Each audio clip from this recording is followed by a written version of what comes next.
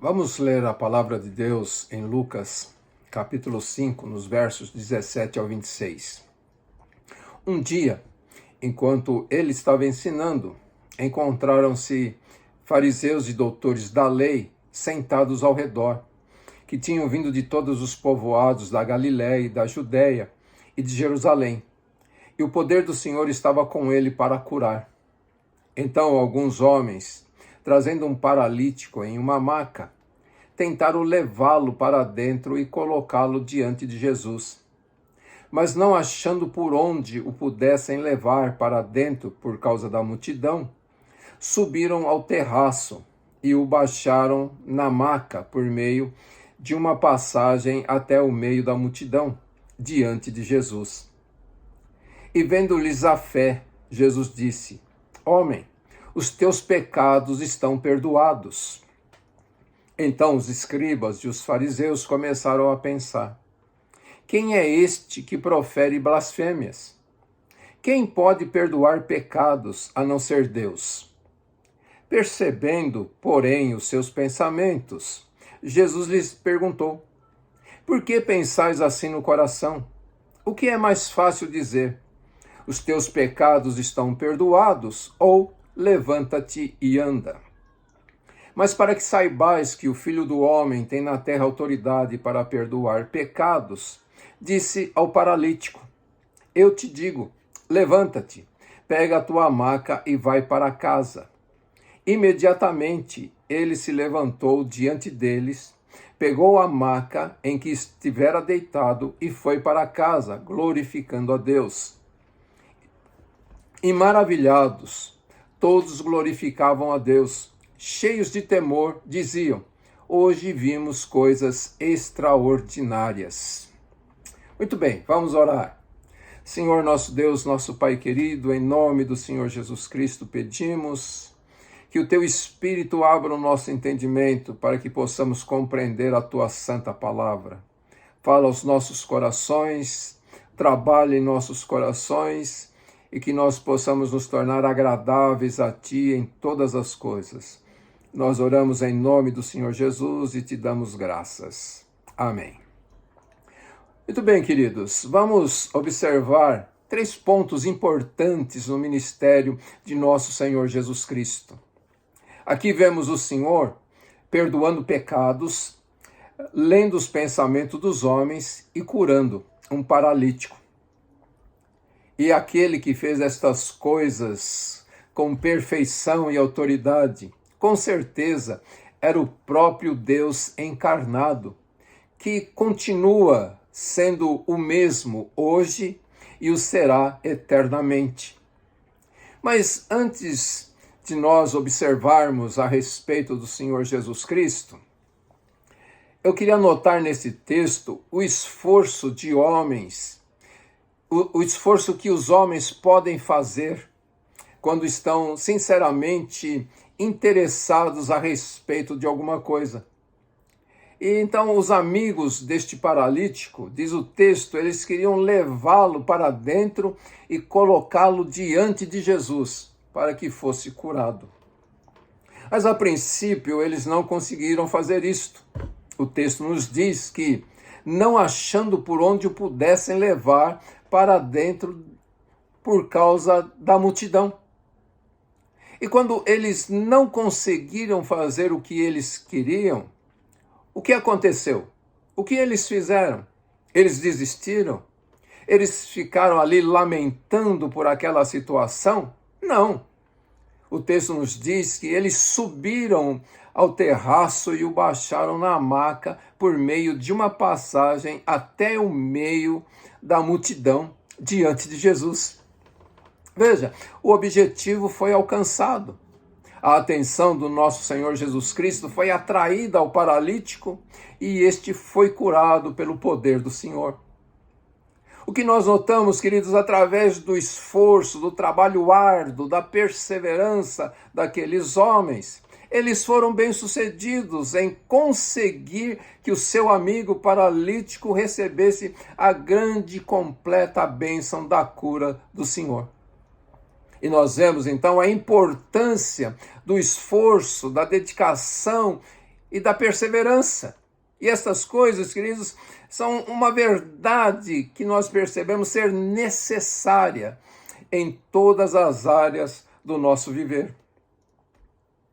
Em toda profissão, serviço, negócios, o esforço é um grande segredo do sucesso.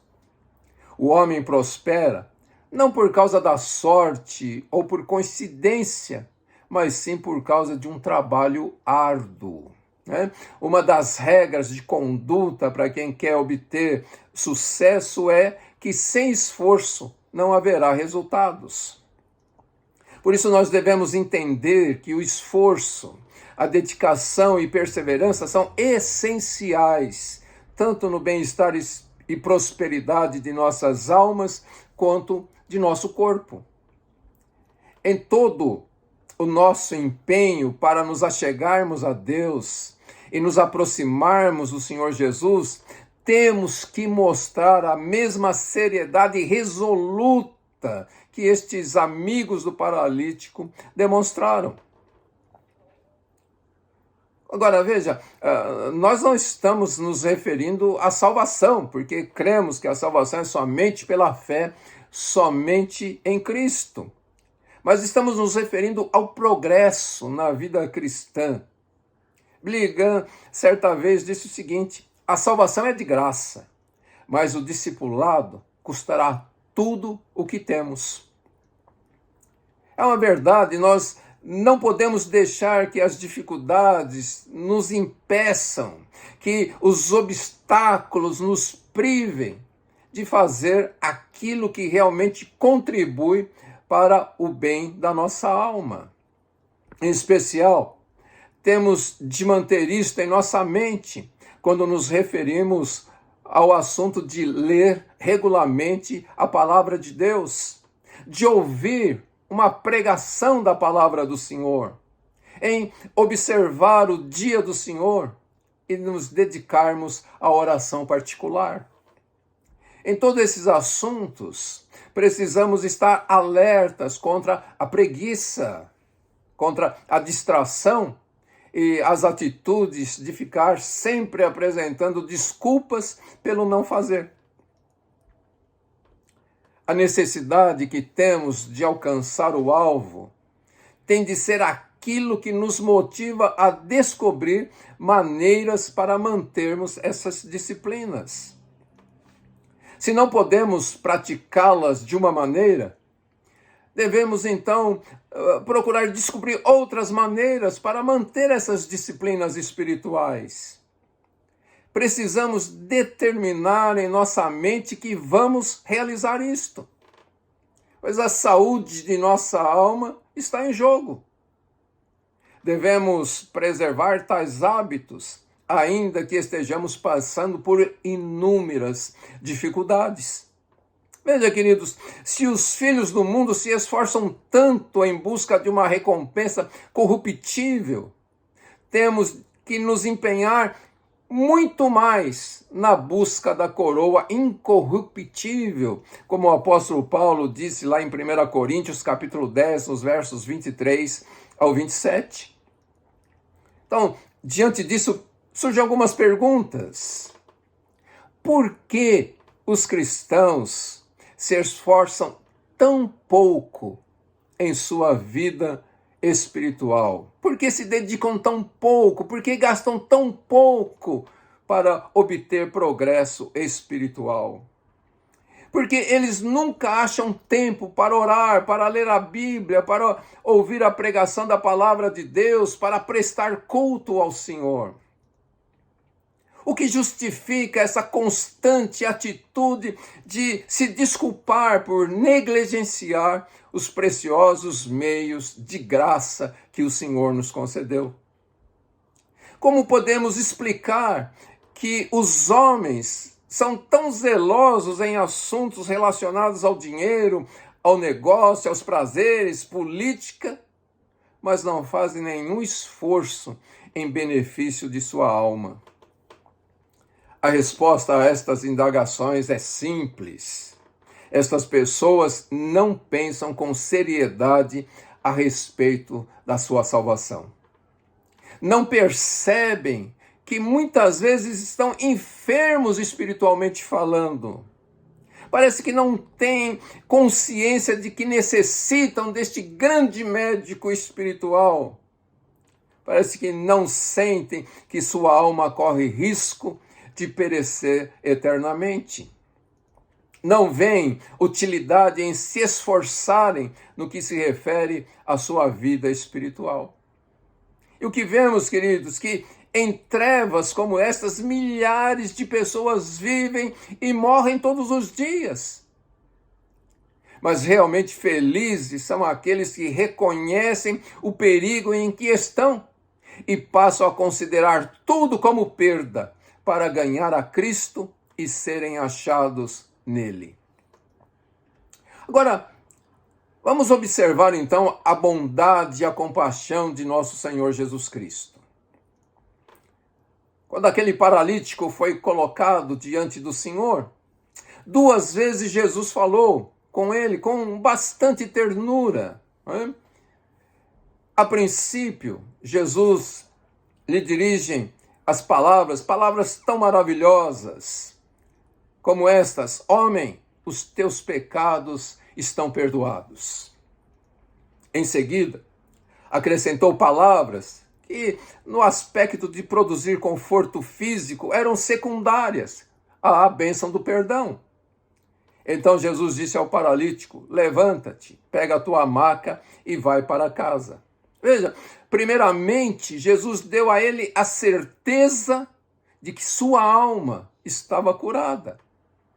Então depois afirmou-lhe que seu corpo também estava curado e o mandou para casa, e diz o texto que ele foi cheio de alegria, glorificando a Deus pelo milagre que havia recebido.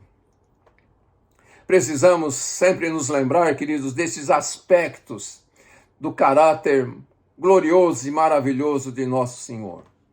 A sua amável e eterna bondade para com o seu povo, uma bondade que nunca muda e nunca falha. Ela é para todos sempre, ela é eterna. Essa bondade de nosso Senhor que nos escolheu, nos chamou, nos justificou e nos deu vida quando nós estávamos mortos em nossas transgressões e pecados. Essa bondade que nos atraiu, transformou o nosso caráter, nos deu um novo propósito e, diz a palavra, colocou em nossos lábios uma nova canção, em lugar da murmuração que tínhamos antes. Essa bondade de nosso Senhor que suportou a nossa obstinação e pecados, essa bondade que nos sustentará em suas mãos para todo sempre. Sua bondade que fluirá sempre como rios cujas águas fluem torrencialmente. Como resume o Salmo 103, nos versos 3 ao 5. É Ele quem perdoa todas as tuas iniquidades, quem sara todas as tuas enfermidades, quem resgata da cova a tua alma, quem te coroa de amor e de misericórdia, quem te supre de todo bem, de modo que a tua juventude se renova como a da águia. Aleluia. O amor e a misericórdia de nosso Senhor Jesus Cristo tem que ser a segurança do pecador quando ele inicia a sua jornada cristã. E será também a sua única garantia quando tiver que atravessar o rio tenebroso para entrar no lar eterno. E somente através de uma experiência real e íntima é que nós podemos conhecer este amor e então valorizá-lo cada vez mais em nossos corações. Precisamos permitir que este amor nos impulsione constantemente a viver, não para nós mesmos, e sim para aquele que morreu e ressuscitou por nós. E agora, por último, vamos observar o perfeito conhecimento de nosso Senhor no que se refere aos pensamentos dos homens.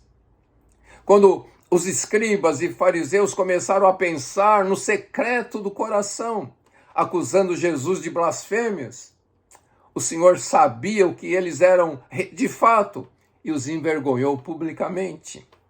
O texto diz que Jesus conhecia, e é claro, continua conhecendo os pensamentos dos homens. E isto deve nos levar a pensar diariamente sobre o fato de que nada podemos esconder de Cristo. Hebreus capítulo 4, verso 13 nos diz: e não há criatura alguma encoberta diante dele. Antes, todas as coisas estão descobertas e expostas aos olhos daquele a quem devemos prestar contas. O Salmo 139 afirma que não existe qualquer palavra em nossos lábios, qualquer imaginação em nossas mentes, que ele não saiba completamente. Por isso devemos examinar cuidadosamente nossos corações, pois Cristo sempre nos vê e nos conhece. Todos os dias, Jesus observa nossas atitudes, pensamentos e palavras. Recordar esta verdade deveria nos alarmar e nos levar ao arrependimento e abandono de nossas transgressões e negligências. Todos os homens deveriam saber que nada está oculto aos olhos de Deus e um dia será completamente manifestado, a menos que se arrependam. E isso deveria causar pavor na humanidade que está sem Cristo. Walter McAllister diz: pessoas dizem, só Deus pode julgar. Pergunto, e isto não te assusta? Pois a palavra de Deus diz em Hebreus capítulo 10, verso 31, terrível coisa é cair nas mãos do Deus vivo. As pessoas podem até enganar os homens, mas nunca conseguirão enganar a Cristo. Mas este fato também deve trazer conforto e ânimo para todos os verdadeiros cristãos. Esses devem lembrar que um amável Senhor os contempla e então devem viver cientes deste fato e serem felizes em seus corações. Acima de tudo, queridos, precisamos reconhecer que, embora sejamos desprezados e zombados pelo mundo, nós somos justa e corretamente avaliados pelo nosso Senhor Jesus Cristo. E então, como Pedro disse lá em João capítulo 21, verso 17, nós também podemos dizer: Senhor, tu sabes todas as coisas, tu sabes que eu te amo. Amém, queridos? Que assim seja conosco, que o Senhor possa olhar para nós e sentir alegria em nossas vidas, pois o seu Espírito está nos conduzindo e nós estamos sendo transformados na perfeita imagem de nosso Senhor Jesus Cristo, e isto para a glória de Deus Pai. Amém, queridos? Que possamos orar sobre estas coisas, que o Espírito de Deus nos ajude e que Deus te abençoe em nome de Jesus. Amém.